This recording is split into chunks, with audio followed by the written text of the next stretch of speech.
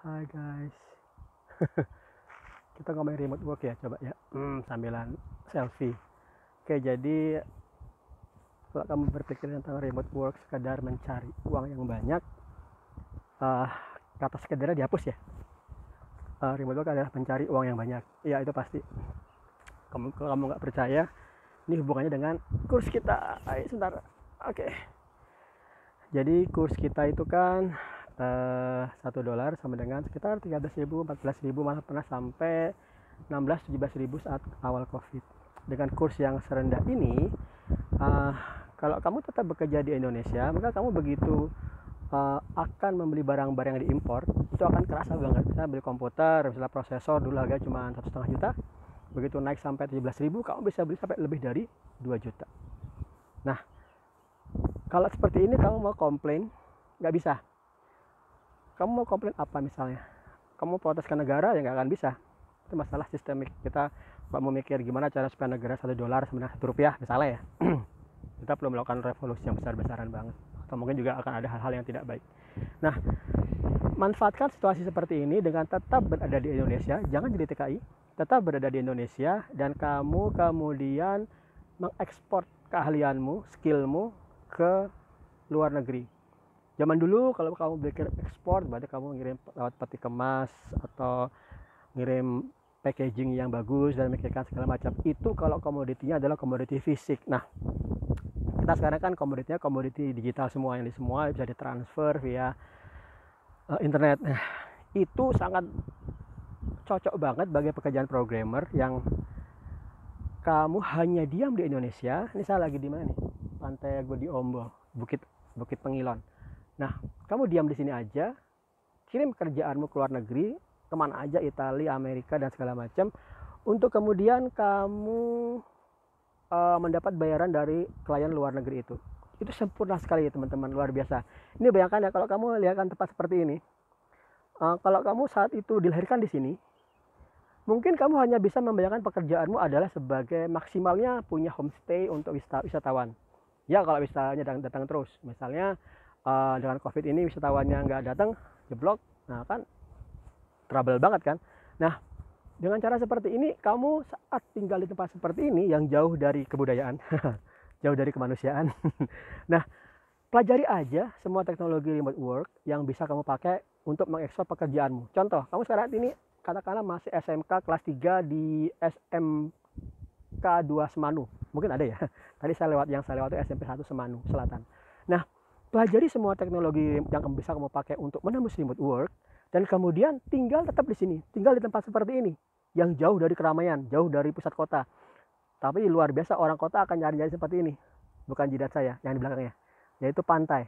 Nah, begitu kamu tinggal di tempat seperti ini, nah, dan pekerjaanmu dari luar negeri, itu artinya kamu pasti akan mengayakan daerahmu sendiri. Kamu tidak akan mengayakan orang-orang Jakarta. Ya kan, misalnya kamu tinggal di sini nih, wah ternyata orang tuh di pusat kota gajinya gede, aku ke Jakarta atau mungkin ke Jogja, ke pusat kota. Nah, kalau kamu seperti itu, nanti daerah yang makmur, daerah yang pendapatannya naik, itu hanya daerah-daerah di mana kalian ngumpul kerja di sana. Jakarta itu nggak akan bisa dikalahkan oleh Bekasi, Tangerang, dan lain sebagainya.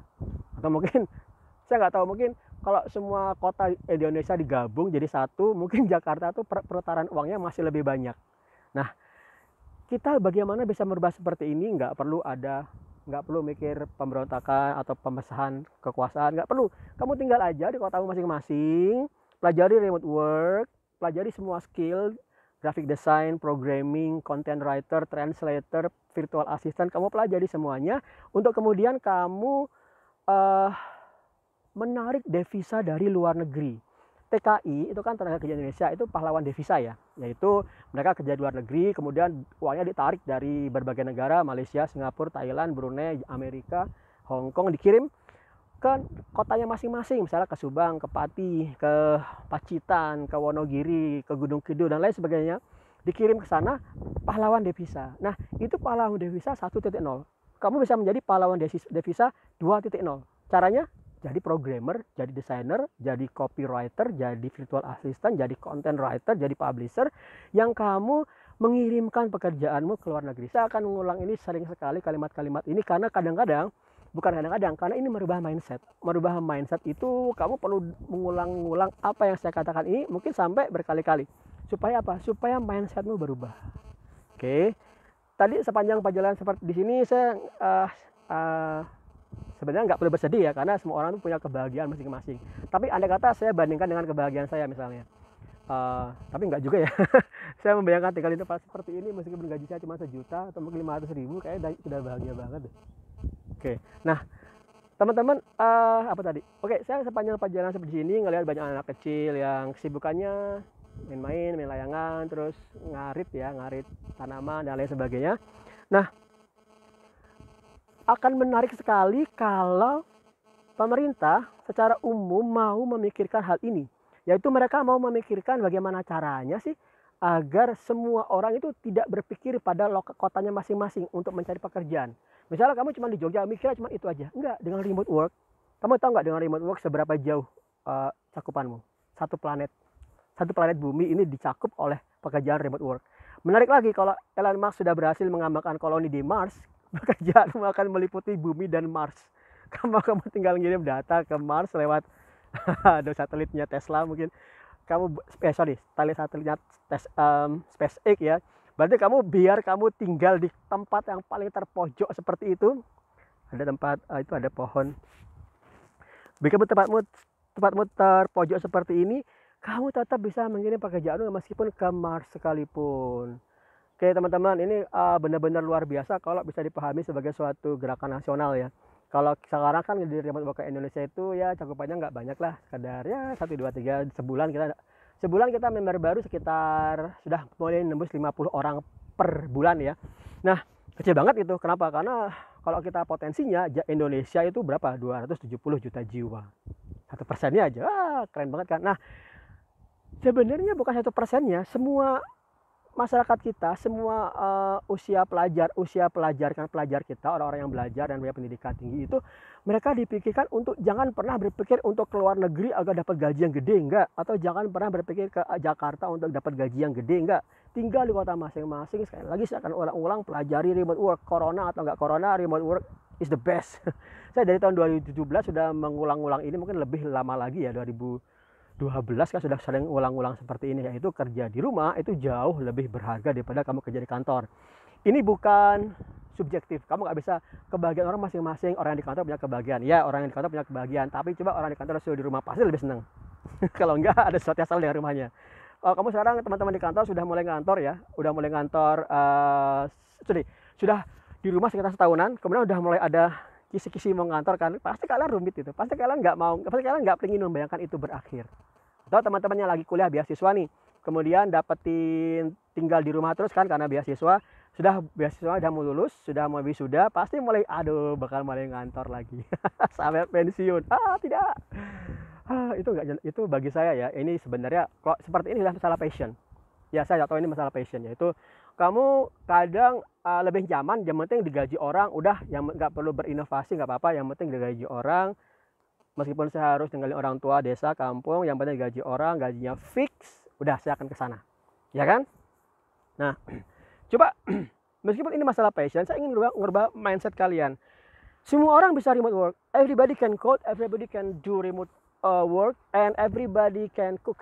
Seperti kata Chef Gusto ke Ratatouille, ke Remy. Nah, teman-teman, saya akan mengakhiri podcast ala kadarnya ini dengan apa ya? Oke, dengan quote-nya Bung Karno aja deh. Bung Karno itu kan bilang kemerdekaan itu adalah jembatan emas. Jembatan emas itu di sebelah jembatan itu sama rata, sama rasa, atau sama senang, sama suka, sama rata, sama rasa. Intinya adalah jembatan emas, kemerdekaan jembatan emas, di mana kamu benar-benar bisa berkarya bebas. Kalau kamu sudah berkarya bebas, kamu sebenarnya boleh nggak ngantor, tapi kamu terpaksa, kamu kepikir harus ngantor karena kantor itu adalah suatu kewajiban. Enggak, itu adalah pilihanmu sendiri. Ngantor itu pilihanmu. Bahkan kuliah itu pilihan. Sekolah juga pilihan. Kamu bisa nggak sekolah, tapi sebaiknya minimal pendidikan dasar 9 tahun ya, ikutin pemerintah. Tapi kuliah itu nggak wajib. Nah, teman-teman, kenapa saya mengatakan seperti ini? Nyambung dikit tentang kuliah. Kalau kamu berpikir kuliah itu wajib dalam konteks dapat penghasilan, enggak. Tapi kalau kamu berpikir kuliah wajib dalam konteks membangun kedewasaan, membangun networking, itu benar. Tapi kalau kamu hanya berpikir kuliah untuk dapat ijazah, kamu menyia-nyiakan pengorbanan orang tuamu. Kenapa?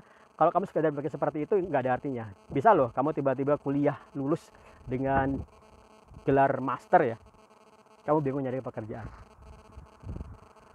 atau tidak tidak merendahkan pekerjaan Gojek. Tapi kalau kamu lulus kuliah memegang sarjana S1, S2 atau ada mungkin kayak S3 ya misalnya ya, tapi kamu bingung nyari pekerjaan, akhirnya kamu jadi sopir Gojek, sayang sekali. 13 tahunmu kuliah, sayang sekali. Saya bilang 13 tahun karena saya kuliah S1 10 tahun. 5 tahun skripsi aja. Oke teman-teman, rubah mindsetmu. Jadikan tahun 2021 ini tahun perubahanmu. Kamu sudah merasakan di rumah selama setahun, udah mulai merasakan suka dukanya. Kalau saya sih suka banget, nggak ada dukanya. Dukanya jalan-jalan nggak bisa.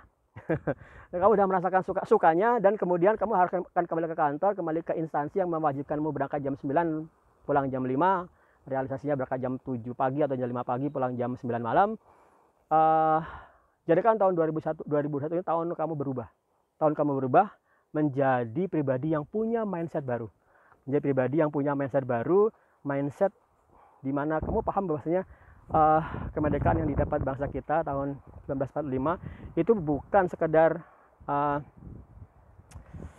sekedar formalitas dari Jepang, tapi benar-benar perjuangan, dan kamu gunakan itu, perjuangan jutaan nyawa bangsa Indonesia, kamu gunakan itu untuk menjadikan Indonesia lebih baik. Cara menjadikan Indonesia lebih baik dalam konteks saya adalah setiap warga negara kita punya kemandirian dan tidak berpikir mendapat gaji, sekadar gaji, kemudian meninggalkan kampung halamannya, meninggalkan orang tuanya, dan mengabaikan pembangunan di kotanya, di desanya masing-masing. Oke, itu dari saya, dari Eko di Bukit Pengilon, Gunung Kidul. Salam sejahtera. Assalamualaikum warahmatullahi wabarakatuh.